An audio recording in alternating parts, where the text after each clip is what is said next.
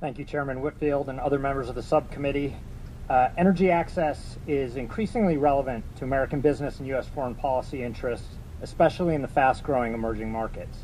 As a development policy scholar at the Nonpartisan Center for Global Development and a former State Department official, I'm going to focus this morning on the international dimensions and what the U.S. should really, what can and should be doing about it.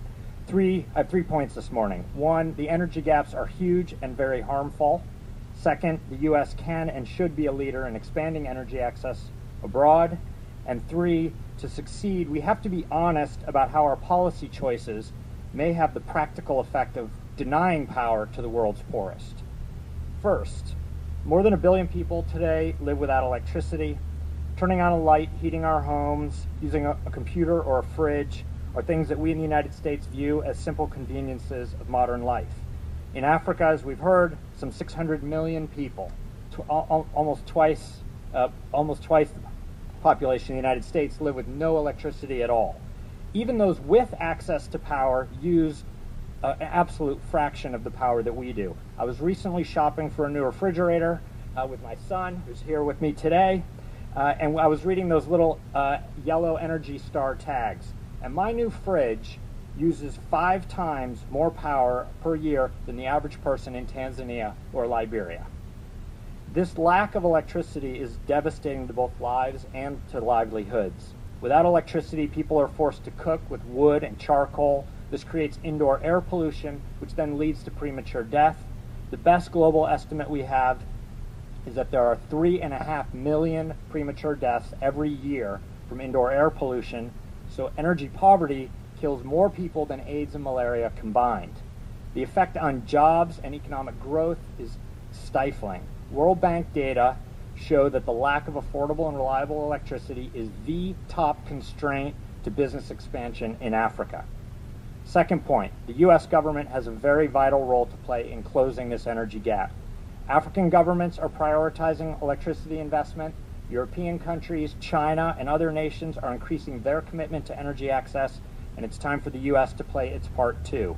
In our own history, our government has been fundamental in the expansion of electricity to underserved areas and ensuring that American industry has sufficient and affordable energy to be competitive.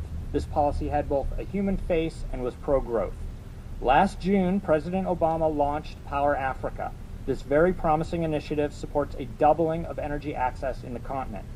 Unfortunately, the agency best positioned to lead this effort, the Overseas Private Investment Corporation, or OPIC, is hamstrung by outdated policies and legislation. This little-known but high-performing agency supports the American private sector through insurance and project finance. Not aid, this is commercial finance. And what OPIC needs is not more money, but they need more authorities and flexibility to fulfill their mission. Fortunately, the Electrify Africa Act, introduced last year by House Committee on Foreign Affairs Chairman Royce and Ranking Member Engel, is being marked up today. Congressional action is important because it will empower OPIC and provide a foundation so these efforts outlive the current administration. Momentum in Congress is encouraging, yet just as the U.S. is pushing expanded access, other policies are adding restrictions on financing for natural gas and even hydropower. This comes, unfortunately, at just the moment when many African countries are discovering natural gas, and understandably they want to use some of those resources to produce electricity at home. Indeed, all 6 of the Power Africa focus countries are either producing or exploring for oil and gas today. Ghana, a close U.S. ally, is a good example. Ghana wants to use its newly discovered natural gas to expand access and grow its industry. Yet the U.S. is limited in our ability to assist them, and many advocacy groups concerned about greenhouse gas emissions are pushing to prevent any new gas-fired power plants in Ghana. As we consider our position, it's worth noting in the United States we have more than 3,400 fossil fuel plants. Ghana has 2. My final point is that we cannot wish away these trade-offs of our energy policy choices. An emphasis on clean technology is a very good idea where it's feasible, and it deserves active U.S. support. But the scale of the problem is so great that those approaches will simply not be enough. People living without power are not all in isolated villages. As we've heard from Mr. O'Brien, some 200 million Africans living without electricity are in cities and towns. Connecting these fast-growing urban areas will require more large-scale generation and expanding the grid. Even in rural areas in Africa, people are not as spread out as some people imagine. In Kenya, only 20% of the population has access to power, but a careful study by the University of California, Berkeley, shows that 75% of the population lives within a mile of an existing transmission line. Solar lamps, also very, very popular, it's a fine invention, but consumer demand is going to be much greater than having a single light bulb and a cell phone charger. No country would rationally accept solar lamps in lieu of a modern energy system that can generate jobs and growth.